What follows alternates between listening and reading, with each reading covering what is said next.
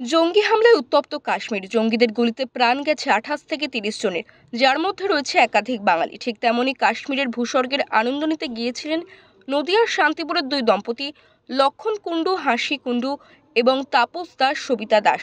তবে পেহেলগাঁও জঙ্গি হামলার ঘটনা খবরে শোনার পর চরম আতঙ্কিত হয়ে পড়েছিল শান্তিপুরের দুই দম্পতির পরিবার। লক্ষণ কুণ্ডুর ছেলে জানান, একাধিকবার তাদের সঙ্গে যোগাযোগের চেষ্টা করা হচ্ছিল, কিন্তু তাদের ফোন সুইচ অফ ছিল।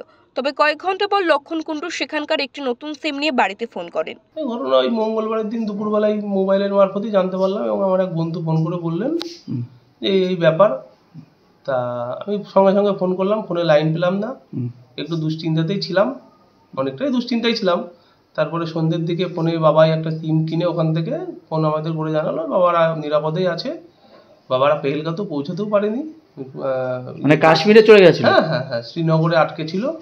শ্রীনগরে ধসের তার দুদিন আগে ধসের জন্য আটকে ছিল দুদিন, শ্রীনগরে আটকে ছিল, এখন বাড়ি চলে আসছে। বাড়িতে জানানোর পর কিছুটা স্বস্তি পায় পরিবারের লোকজন। পরিবারের সদস্যদের দাবি, যেখানে কাশ্মীরের সৌন্দর্য দেখতে সারা ভারতবর্ষের পর্যটকরা উপস্থিত হয়, সেখানে নিরাপত্তাহীনতায় এই ধরনের ঘটনা কিছুতেই মেনে নেওয়া যাচ্ছে না।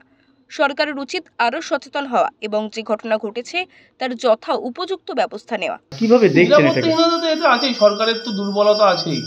সরকার যদি প্রথম থেকেই স্টেপটা নিত, অনেক দিন থেকেই এটা শুনেছি কাশ্মীর গরম গরম, সরকার যদি প্রথম থেকেই স্টেপটা নিত তাহলে এত বড় দুর্ঘটনা ঘটতো না।